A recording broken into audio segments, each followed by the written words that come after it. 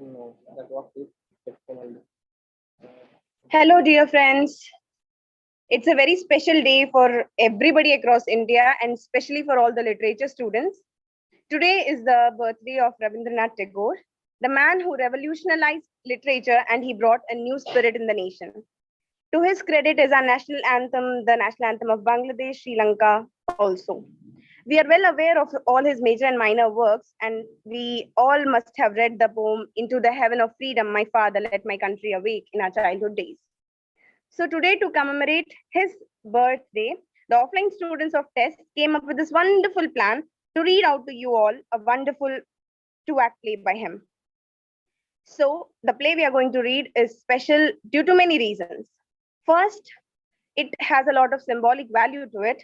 It was enacted in Abbey Theatre in 1913, directed by W.B. Yeats and Lady Gregory themselves. Andre Gide also translated it into French. So without any further delay, let us start Act 1 of the Post Office. Let me introduce our readers for today. Our narrator is Krishnan, Madhav is being read by Anamika, Physician is being read by Aneej, Gaffer is being read by Ami, Amal is being read by Gauri, Dairyman Teresa, Watchman Jisha, Headman Maltesh, Girls by Arunima and Sudha by Ashleen. Boys are Kannan, George, and Ganesh. With that being said, let us start the act. Act 1. Mother's house. I'm trapped in this situation, doctor. Before he came, nothing mattered. I felt so free. But now that he has come, goodness knows from where, my heart is filled with his dear self, and my home will be no home to me when he leaves. Doctor, do you think he. If it is written in his fate that he will live long, but what the Ayurveda says, it seems. Good heavens, what? The scriptures have it, bile or palsy, cold or cold, sprints all I like. Oh, please don't mention your scriptures to me. This only makes me more anxious. Tell me what I can do. The patient should be taken care of very well. That's true. But tell me what shall I do? I have already mentioned, never allow him to go out. Never means never. Poor child, it is very hard to keep him indoors all day long. What else can you do? The autumn sun and the moist air, and both very bad for the little fellow, like poison. It is written in holy scriptures. Please, please, please don't mention the scriptures again. Do do we have to lock him inside a room always? Is there any other method? None at all, for in the wind and in the sun. What will your in this and in that do me for me now? Do for me now. Please leave them and tell me directly what's to be done. Your system is very, very hard for the poor boy. He is so quiet too, with all his pain and sickness. He can tolerate all his pain, but not the medicine you're giving to him.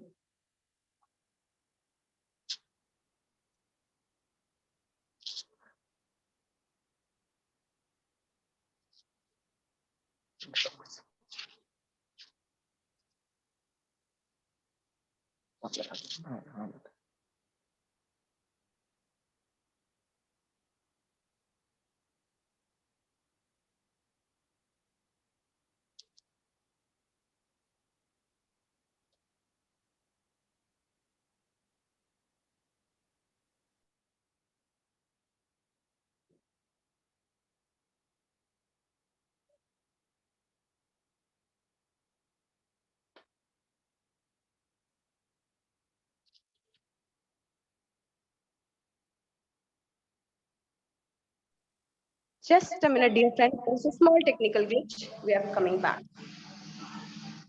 Just give us a moment.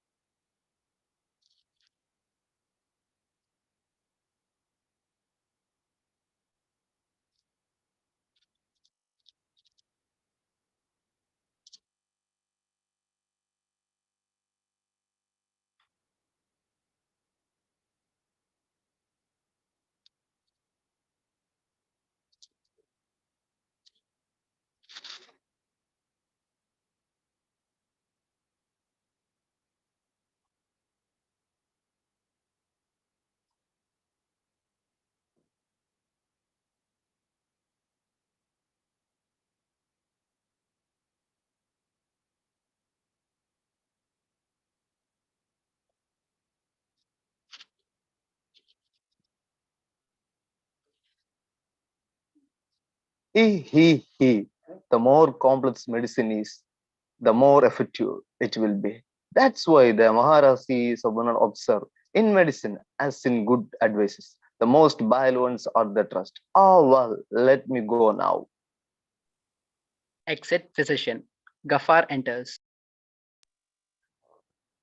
Well, I'm so puzzled now. Oh, good God, there's Gaffer coming. Why? I won't bite you.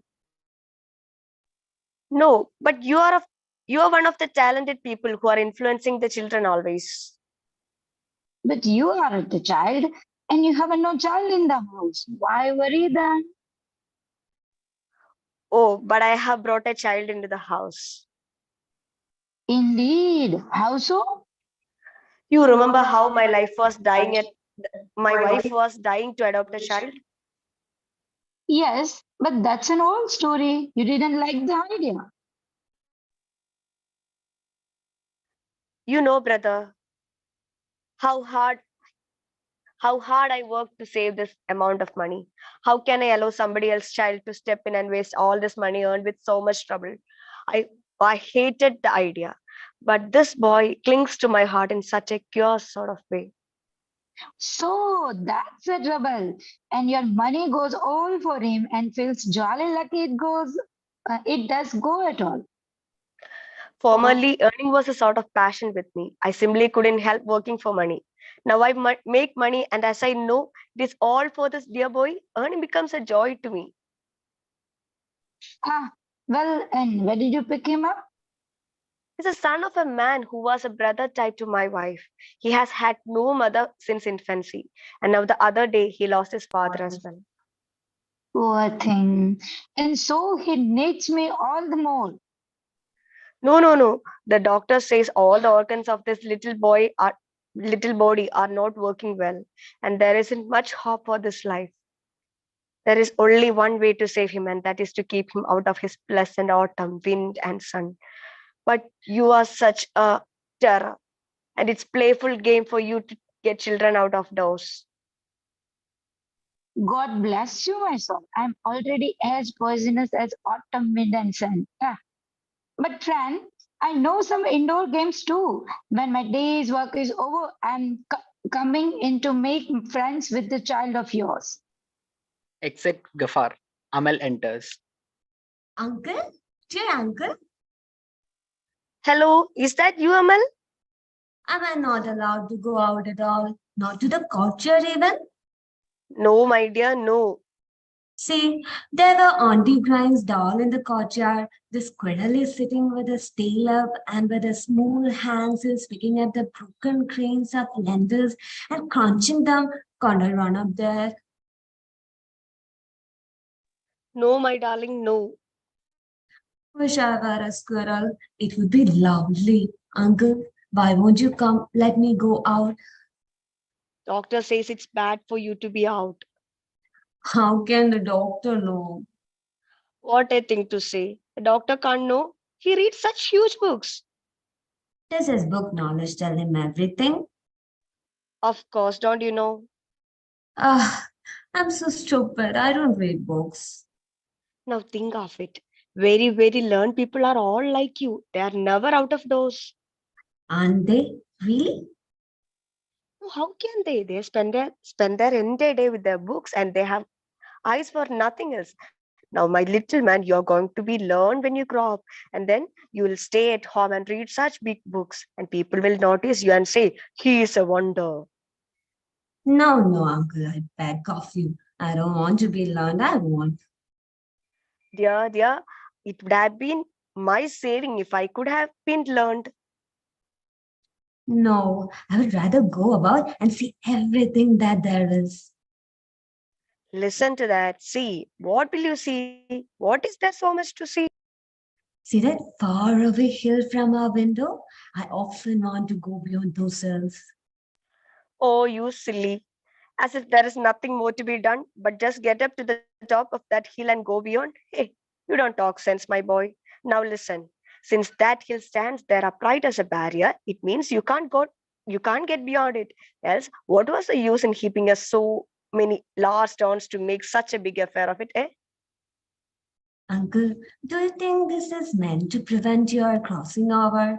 It seems to me because the earth can't speak, it raises its hand into the sky and is calling, and those who live far and sit alone by their windows can hear the call. But I suppose the learned people can't hear. No, they don't have time for that sort of nonsense. That they are not crazy like you. Do you know, yesterday I met someone quite as crazy as I am. Really? Tell me more about it. He had a bamboo staff on his shoulder with a small bundle at the top and a pot in his left hand and an old pair of slippers on. He was making for those hills straight across that meadow there. I called him and asked, "Where are you going?" He answered, "I don't know, anywhere." I asked again, "Where are you going?" He said, "I'm going out to seek to work."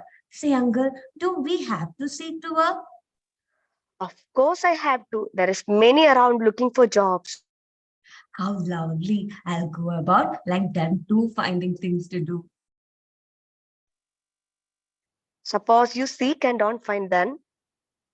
Wouldn't that be jolly? Then I should go and find out again. I watched that man slowly walking on with his pair of worn-out slippers. And when he reached where the water flows under the fig tree, he stopped and washed his feet in the stream. Then he looked out from his bundle some food and began to eat. Then he took bundle and shouldered it again, folded his clothes about his knees, and cruised the river. I have asked Auntie to let me go up the street and eat my food just like him.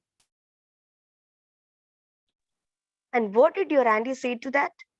Auntie said, "Get well, and then I will take you over there." Please, uncle, when shall I get well?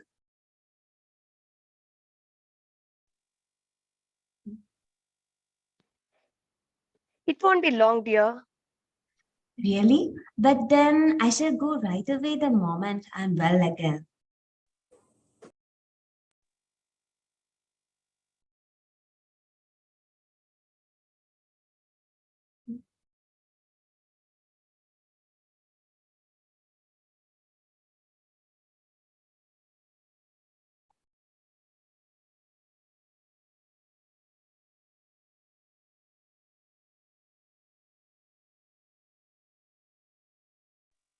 I see. I think you had better be getting well then. Well, first then. But then please don't ask me to be a scholar, will you, uncle? What would you rather be then? Me? Um, I can't think of anything just now, but I'll tell you later on. Very well. But mind you, you aren't to go out and talk to strangers again. But I love talk to strangers. Suppose they had kidnapped you? That would be amazing. But no one ever takes me away. They all want me to sit here. I'm off to my work. But dear, you won't go out, will you? No, I won't. But uncle, you'll let me be in this room by the roadside? Exit Madhav. Devi, Devi, good night, Devi. Daiwala! Oi, Daiwala! Will you buy some curd? How can I buy? I have no money.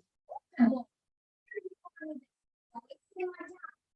want to go out with you if I could. With me?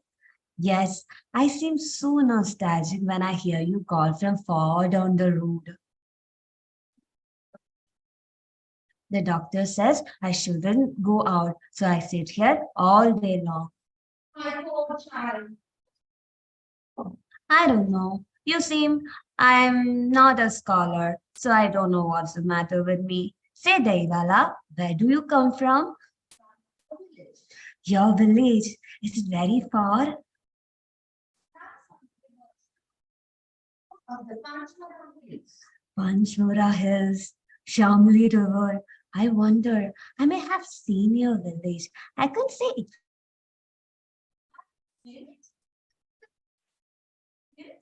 Never, but I seem to remember having seen it.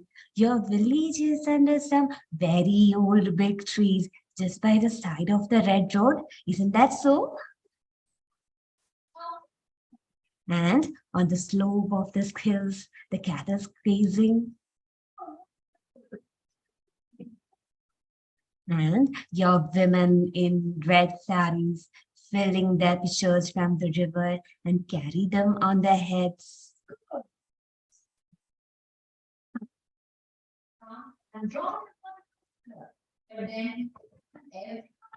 Like the sari to put on. But mind your child, surely you must have been there someday or the other.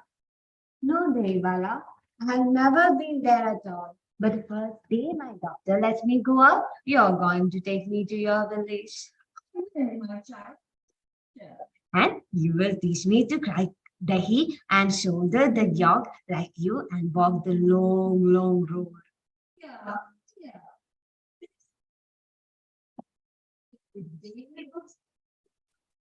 No, I never want to be a scholar. I'll be like you and take my dahi from the villages by the red road near the old banyan tree, and I will sell it from door to door. Oh, how do you cry? Dahi, dahi, nice dahi. Teach me that tune, will you?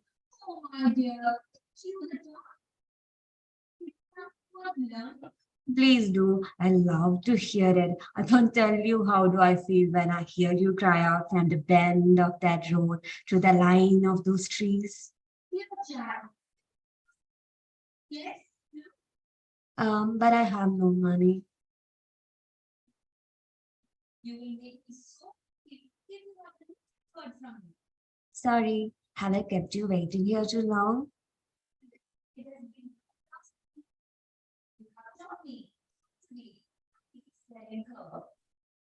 Exit Berryman. Day, day, nice day from the dairy village, from the country of the Panchmura hills by the Shamli bank. Day, good day. In the early morning, the women make the cows stand in a row under the trees and milk them. And in the evening, they turn the milk into curds. Day, good day. Hello, there's a watchman on the grounds. Watchman uncle, I say, can you come here and have a word with me? Why are you making noises? Aren't you afraid of me? No, why should I be? What if I kidnap you?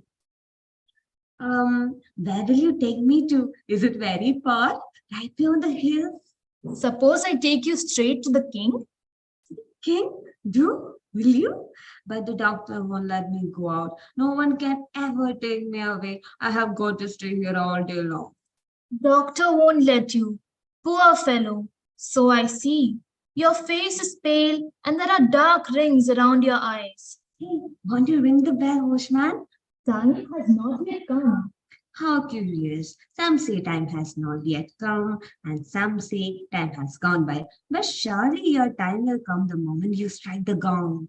That's not possible. I strike up the gong only when it is time.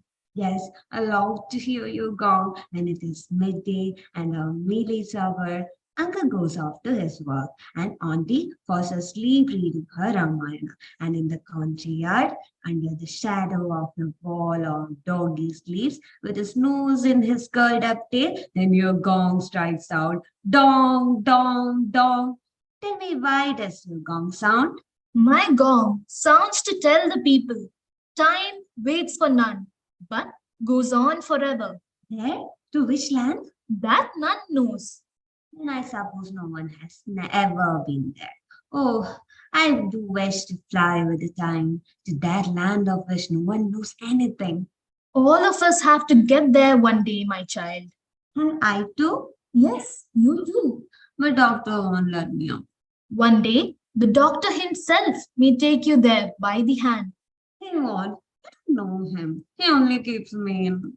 One day, the greatest doctor will come and let us free. When will this great doctor come for me? I can't stick in here anymore. Shouldn't talk like that, my child. No, I'm here where they have let me. I never move a bit. But when your gong goes off, dong, dong, dong, it goes into my ears, say Bushman. Yes, my dear. Say, what's going on there in that big house on the other side where there's a flag flying high up and the people are always going in and out? Oh, there. That's our new post office. Post office? Whose? Whose? Why the king, surely? Do letters come from the king to his office there? Of course. One fine day, there may be a letter for you in there. Huh? A letter for me? But I'm only a little kid. The king sends tiny notes to little boys. Lovely. Where shall I have my letter? How do you guess he will write to me? Otherwise, why should he set his post office here, right in front of your open window, with the golden flag flying? But who will fetch me my king's letter when it comes? The king has many postmen. Don't you see them run about with round gilt badges on their chests? Well, where do they go? Oh, from door to door, all through the country. I'll be the king's postman when I grow up. Postman indeed, rain or shine, rich or poor, from house to house, delivering letters. That's very great work. That's what I like the best. What makes you smile so? Oh, yes, your work is great too. When it's silent, everywhere in the heart of the noonday, your gong sounds. Gong, dong, dong. And sometimes when I wake up at night, all of a sudden, I find our lamp blown out. I can hear through the darkness of your gong slowly sounding. Dong, dong, dong. There's the village headman. I must go away now. If he catches me gossiping with you, then he will create a scene. The headman, whereabouts is he? Right down the road there. See that umbrella hopping along? That's him. Suppose the king's made him our headman here. Made him? Oh no. He knows so many ways of making himself unpleasant that everyone is afraid of him. It's just a game for the likes of him, making trouble for everyone. I must be off now. Mustn't keep work waiting, you know. I'll drop in again tomorrow morning and tell you all the news of the town. It would be splendid. Exit watchman. Letters from the king every day. I will read them at the window. But I don't read writing. Who will read out that to me, I wonder? Auntie reads her Ramayana. She may know the king's writing. If no one will, then I will keep them carefully and read them when I'm grown up. But if the postman can't find me, Headman, Mr. Headman, may I have a word with you?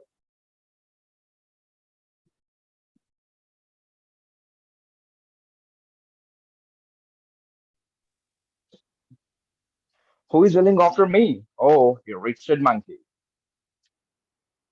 You're the headman. Everyone reminds you. Yes, oh yes, they do, they must. Do the king's postman listen to you? They will go to do. By Joe, I would like to see. Will you tell the postman is Amar who sits by the window here Why? in case there's a letter for me?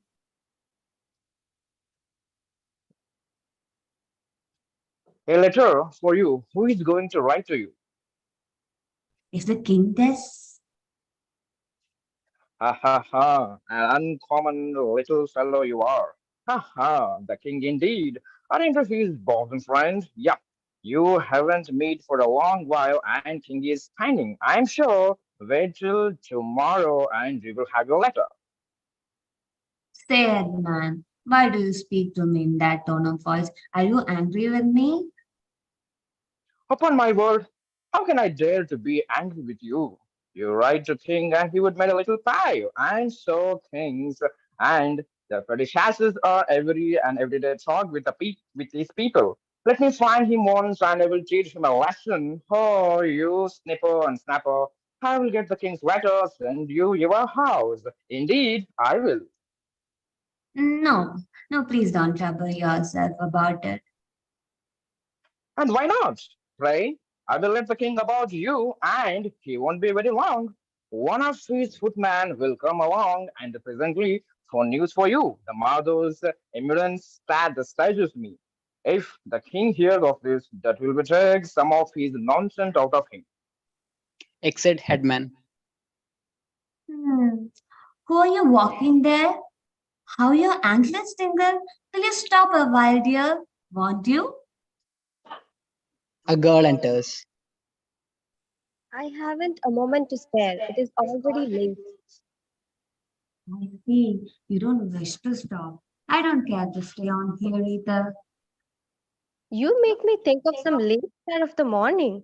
Whatever's the matter with you? I don't know. The doctor won't let me off. Ah, me. Don't then. Should listen to the doctor, or people will call you naughty. I know. Always looking out and watching must make you feel tired. Let me close the window a bit for you. No, don't. Only this one's open. All the others are shut. But will you tell me who you are? Don't seem to know you. I am Sudha. What's Sudha? Don't you know? Daughter of the flower seller here. What do you do? I gather flowers in the basket. Oh, flower gathering. That is why your feet seem so glad and your anklets jiggle so merrily as you walk. Wish I could be out too. Then I will pick some flowers for you from the very topmost branches right out of sight. Really? Do you think more about flowers than I? Yes, I do. Quite as much. I know all about Samba of the fairy tale and his seven brothers. If only they let me, I will go right into the dense forest where you can't find your way and where the honey sipping hummingbird rocks himself on the end of those tiniest branch. I will flower out as a Samba. Would you be my sister parrot? You are silly. How can I be Sutta? And my mother is Sufi, the flower seller. I have to be so many gardens today. It would be jolly if I could lounge here like you. What would you do then all the day long? I could have beach runs with my doors when I arrive and many the that and but I see it is getting late and I must sleep or I wouldn't find a single flower. Oh, wait a little longer. I do like it so. Well, now don't you be naughty. Be good and sit still. And on my way back home with the flowers, I will come and talk with you. And you will let me have a flower then? No, how can I? It has to be paid for. I will pay when I grow up before I leave to look for work out at the other side of that stream there. Very well then. And you will come back when you have your flowers? Yeah, I will. You will? Really? Yeah, I will. You won't forget me and Amal. Remember that? I will forget you. Exit Sudha. A troop of boys enter. Hey, brothers, where are you all off to? Stop here a little. We are off to play. What will you play at, brothers? We'll To play at being plowmen. This is a plowshare. We too are the pair of oxen. And you're going to play the whole day? Yes, all day long. And you will come back home in the evening by the road along that river bank? Yes. Do you pass our house on your way home? You Come out to play with us. Yes, do. Doctor won't let me out. Doctor, suppose the likes of you mind the doctor. Let's be off. It's getting late. Don't. Why not play on the road near this window? I could watch you then. What can we play at here? With all these toys of mine lying about, here you are. Have them. I can't play along. They are getting dirty and are of no use to me. How jolly. What fine toys. Look, here's a ship. There's old Mother Jatai. Say, chaps, ain't he a gorgeous sepoy? And you'll let us have them all. You don't really mind? No, not a bit. Have them all by nights. You don't Don't want them back? Oh no, I shan't want them. Say, Won't you get a scolding for this?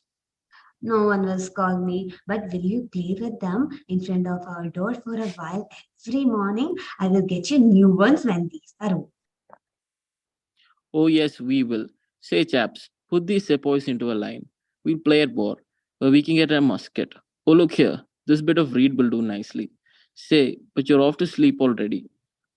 I'm afraid. I'm sleepy. I don't know. I feel like it at times. I have been sitting a long while and I'm tired. My back aches. it's only early noon now. How is it you're sleepy? Listen, the gong sounding the first watch. Yes, dong, dong, dong. It throws me up to sleep. We had better go then. We'll come again Tomorrow tomorrow morning.